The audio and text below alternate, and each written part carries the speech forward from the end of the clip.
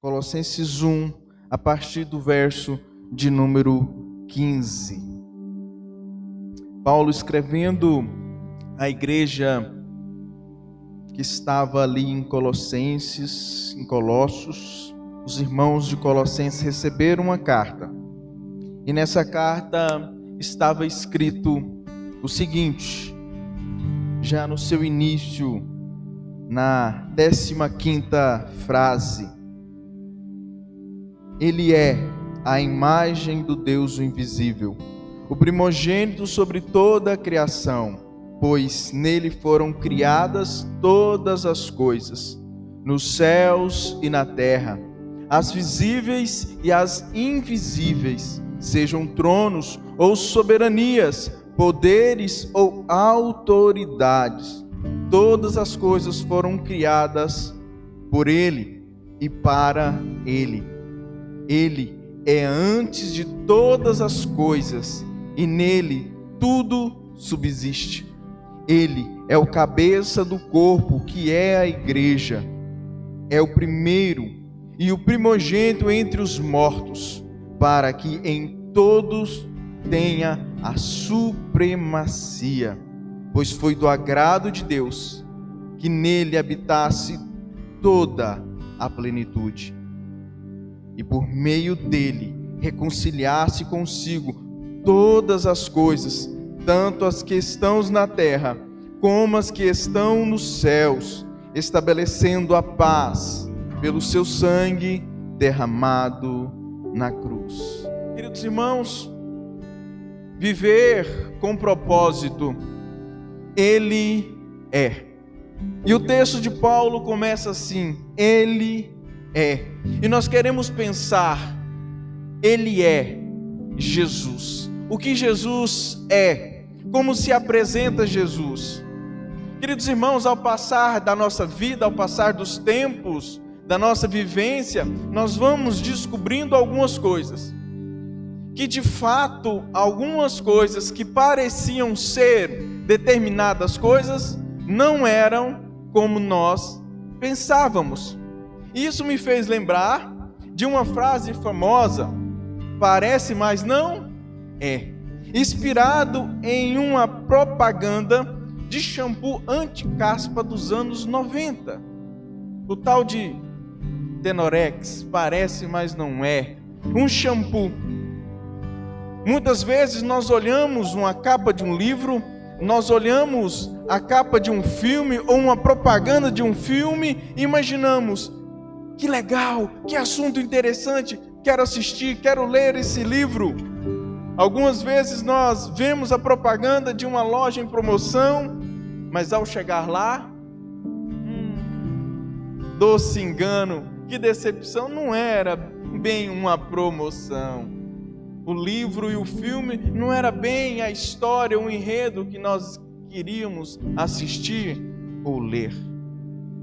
Muitas pessoas pensam saber e conhecer sobre Jesus. Há muitas pessoas que pensam algo sobre Jesus, mas os seus pensamentos e os seus conhecimentos estão fora da realidade de que verdadeiramente é Jesus, do que é Jesus de fato e de verdade.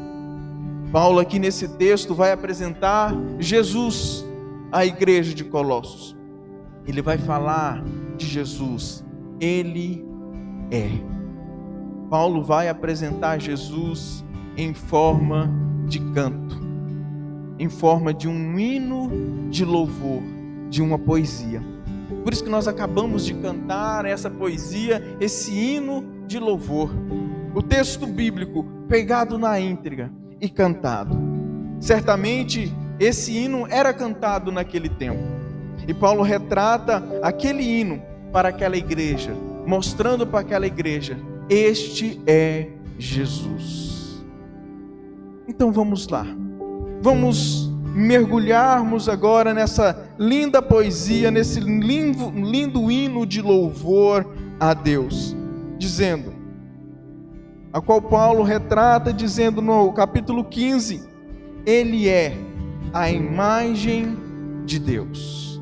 Ele é a imagem do Deus invisível. João vai falar que Deus é espírito. Então, Deus sendo espírito, ele não é visível e nunca o será. 1 Timóteo 6,16 diz isso. Mas Jesus é a expressão da imagem de Deus. Ele não apenas reflete Deus, mas revela Deus a nós. No Evangelho de João, no capítulo 1, verso 18, vai dizer: revela Deus. Jesus é a imagem de Deus. Jesus não é uma imitação de Deus. Jesus não é apenas o que reflete Deus, mas ele é a exata expressão de Deus. Ele é Deus. Ralph Martin, escrevendo no seu comentário, ele diz que Jesus não é uma cópia de Deus, mas a encarnação do divino no mundo dos homens.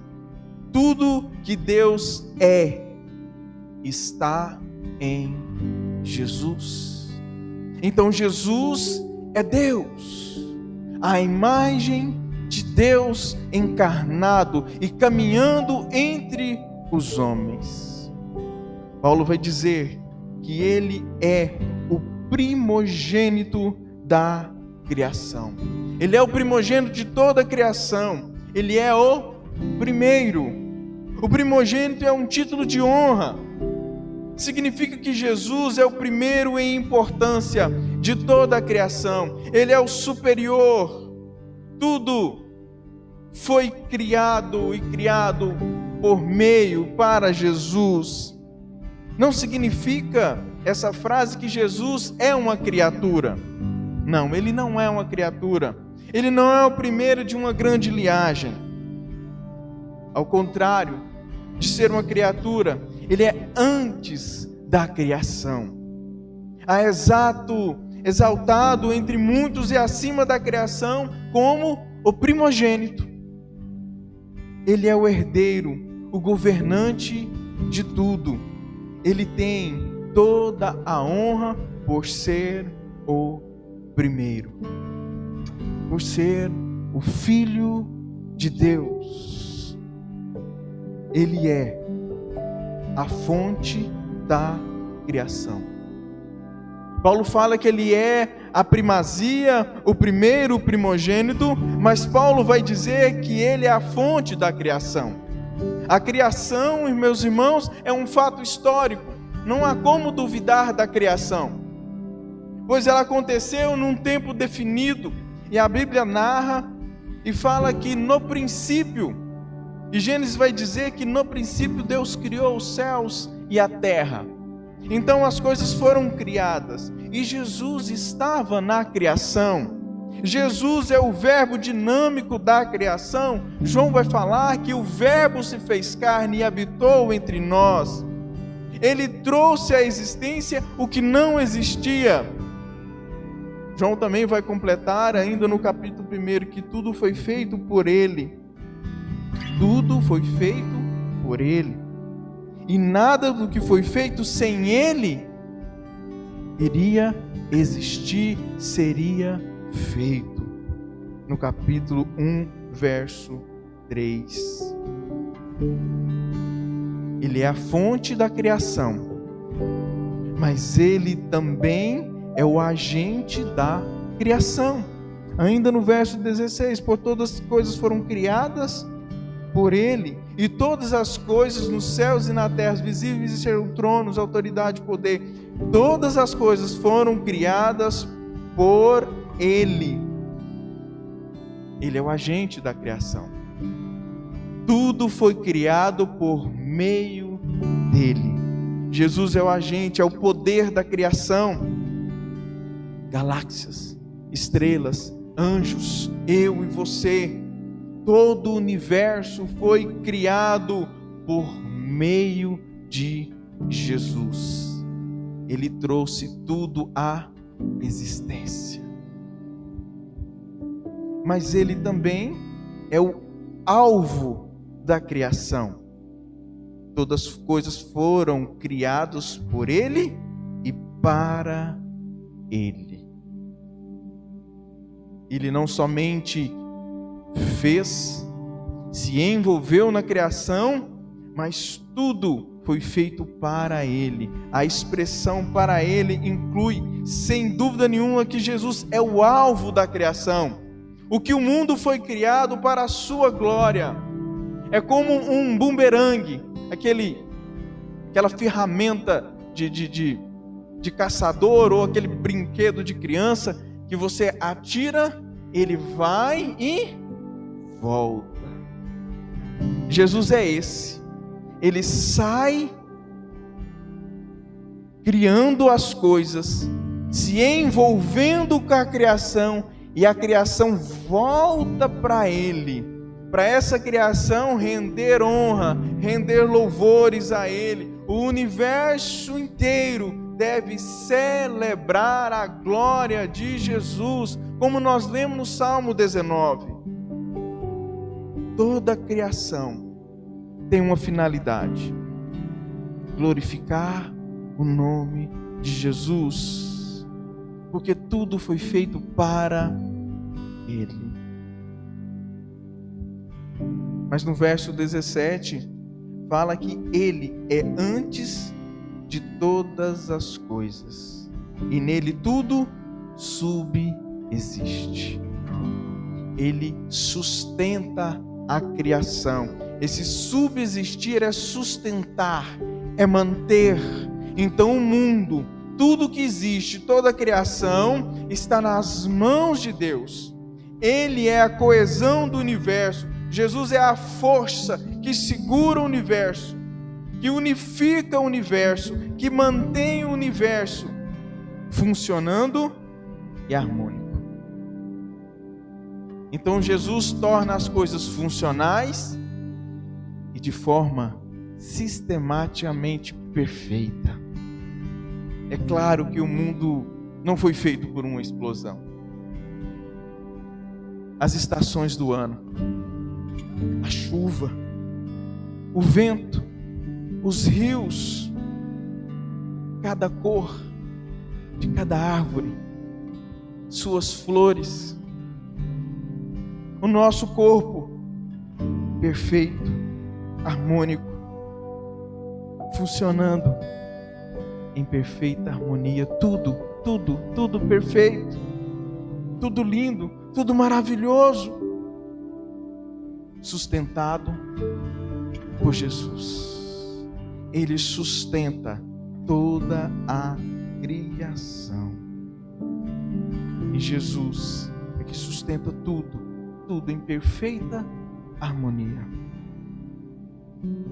No verso 18, Ele é o cabeça do corpo, que é a igreja.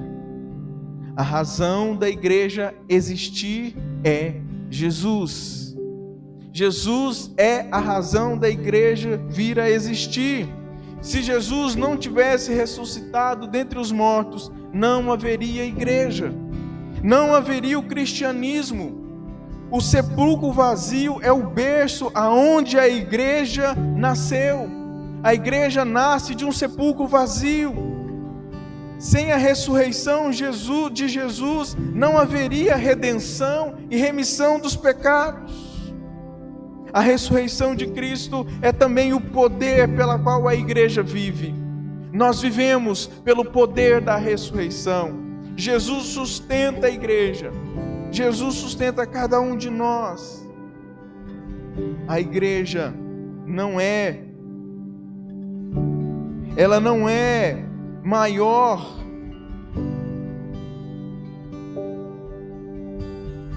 do que podemos pensar, imaginar, mas Jesus é, e Ele domina as nossas vidas, pois Cristo é o primogênito dentre os mortos.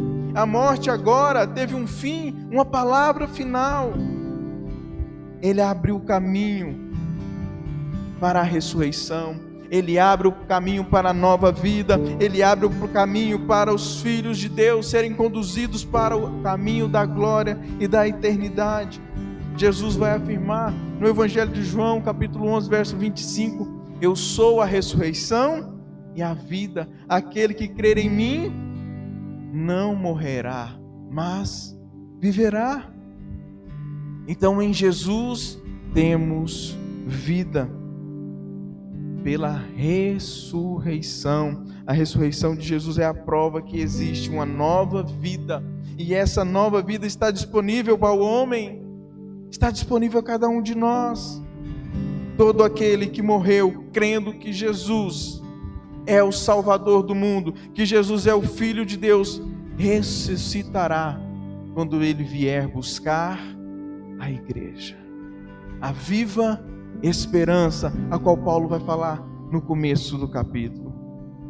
Como é bom saber que a igreja vive o Evangelho, que a igreja vive em Jesus e vai ressuscitar com Ele, pois Ele é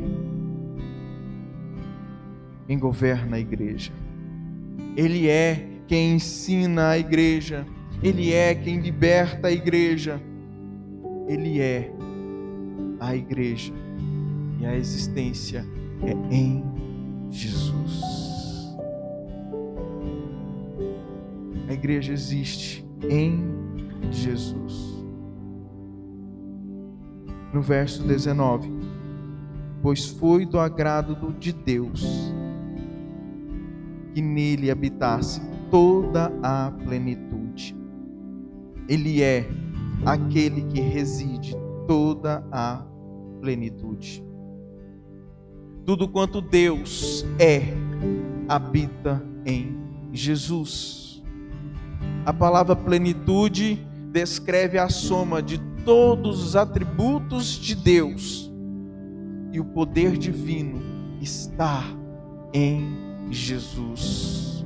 Toda a plenitude divina, todos os atributos divinos residem, moram, estão em Jesus.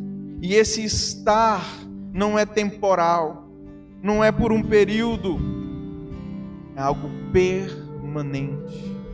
Não é como você chegar no comércio e dizer, logo volto, ou aberto ou fechado. Não moro mais aqui, mudamos. Não.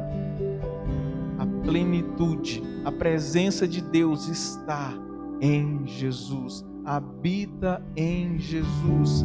Ele é próprio Deus. No verso 20 vai dizer que por meio dele reconciliar-se consigo todas as coisas. O poder da reconciliação está em Jesus. Jesus é o poder de reconciliar o homem pecador a um Deus santo, tremendo, poderoso. É Ele que nos reconcilia, é Ele que nos perdoa os pecados. É através do sangue de Jesus derramado na cruz que temos o acesso à presença de Deus. Para saber e viver o propósito de Deus, meus irmãos, tem que viver e conhecer a Deus. Nós temos que desfrutar do conhecimento de Deus, mas para conhecer a Deus, temos que olhar para Jesus. Temos que conhecer a Jesus. O autor de Hebreus vai dizer: Ele é o esplendor da glória, a expressão exata do seu ser, do ser de Deus.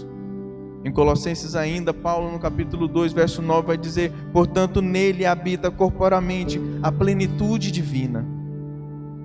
No Evangelho de João, Jesus vai dizer: eu e o Pai somos um. No capítulo 14, quem me vê, a mim vê o Pai. Para chegar a Deus é preciso passar por Jesus. Olhamos para a pessoa de Jesus Cristo de que forma? Nós vemos o seu amor, nós vemos a sua misericórdia, nós vemos a sua humildade, nós vemos a sua majestade, o seu poder, as suas atitudes de servo. O que pensamos quando olhamos para Jesus? Como eu sei que eu estou na direção certa da fé em Cristo? Como eu sei, como você sabe, que esse Jesus que Paulo apresenta, eu estou vivendo, eu estou adorando, eu estou me prostrando? Eu sei que quando Jesus é tudo para mim, quando Ele é tudo em sua vida, você tem Jesus, como Paulo descreve aqui. Como saber que Cristo é tudo para mim? Eu quero aplicar esse texto de 3 formas. Primeiro, quando eu reconheço que Jesus é o próprio Deus. Ele não é um homem cheio de energia, como alguns dizem. Ele não é o homem mais sábio, o mestre dos mestres. Ele é Deus. Jesus é Deus. Eu e você somos obras da criação, fomos criados em Jesus. Para Jesus, a nossa vida tem que refletir a glória de Jesus. Se as nossas vidas não refletem a majestade, o poder de Jesus, nós não estamos reconhecendo que Ele é o próprio Deus. Paulo, escrevendo aos Romanos, no capítulo 8, verso 28 e 29, ele vai dizer que todas as coisas cooperam para o bem daqueles que amam a Deus, para que fossem conforme a imagem do seu Filho. Meus irmãos, tudo que acontece em nossa vida tem um propósito específico: nos tornarmos a imagem de Jesus, voltarmos à imagem e semelhança a qual fomos criados. Todas as coisas, circunstâncias na nossa vida têm esse fim: voltarmos para o jardim, voltarmos para ser a imagem e semelhança do Criador. Todas as coisas. Você vive para Jesus? Você se deleita diante da presença de Jesus? Você contempla a majestade de Jesus? Você para durante o seu dia para falar com Jesus? Você sente através da criação o poder de Jesus? Você sente Jesus na sua vida? Ao pararmos, contemplarmos a criação, os oceanos, os rios, o céu, uma pequena flor silvestre, tudo é Jesus, algo que floresce. Os nossos lindos ipês, você já parou para observar e contemplar a majestade da criação? Tão grande é Jesus, tão maravilhoso é Jesus. Será que quando citamos o nome de Jesus, oramos tão somente que Ele agora possamos falar com Ele de forma íntima e exclusiva? Ou estamos cheios de coisas e não temos tempo para contemplar a Jesus? Jesus é Deus. Ele quer que você viva para contemplar a face dele. Segundo, Jesus é o líder da igreja. Jesus é o líder, é o nosso comandante. Deus criou o universo e agora cria a igreja e coloca Jesus como seu líder, o cabeça da igreja. A igreja não é uma associação. Se fosse uma associação, ela seria porque uma associação é estabelecida pelas vontades e qualidades dos seus membros. Ela não é uma associação. Ela não é também uma cooperativa, mas é uma equipe de um cabeça, de um líder. O nosso líder, a nossa referência, o que temos que seguir é Jesus. Jesus é que devemos seguir. Queridos, quem nós temos seguido? Quem nós temos apertado ali na nossa rede social, no nosso Instagram, Facebook? Vou seguir fulano, vou seguir Beltrano, vou seguir esse artista, vou seguir esse famoso, vou seguir ciclano, Beltrano, não sei o quê. Quem você tem seguido? Quem você segue na sua vida? Quem é a referência? Isso dita muito quem é o seu líder. Isso dita muito quem você está buscando conhecimento. Isso dita muito quem é referência pessoal para você. Em quem você confia, em quem você bota confiança. Está muito ligado a coisas, às pessoas. Aonde está o seu coração? Quem você tem confiado e seguido? Quem você tem seguido segue a Jesus? Segue a Cristo? As músicas que você tem cantado, que você tem louvado, porque louvor é cantar, é dar elogio, segue a Cristo? Tem a imagem do Deus invisível? Está dentro do corpo cooperativo, do corpo de Cristo? Jesus é superior em sua vida? A nossa vida não depende, irmãos, de um governo ou de um governante. A nossa existência, a nossa paz, como vivemos, como dependemos, é somente de Jesus. É dele que somos, é dele que nele existimos. Ele é a nossa liderança, ele é o nosso governo. Você está aqui nessa noite, por quê? Quem te trouxe aqui? Foi a vontade de ouvir a palavra de Deus, de cantar louvores a Jesus? Ou porque alguém te forçou a estar aqui? Você tem que estar aqui para dar glórias a Jesus, aquele que é o líder, o cabeça da igreja. E terceiro, a plenitude da reconciliação. Onde encontramos a reconciliação, as pessoas reconhecem que o mundo está virado, está de ponta cabeça, os princípios estão feridos, há falhas no sistema, sofremos tragédias, passamos por dificuldades.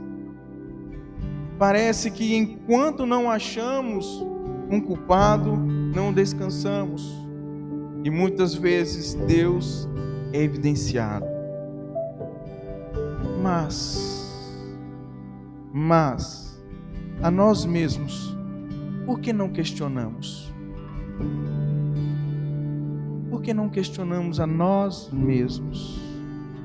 Será que eu não sou quem está falhando?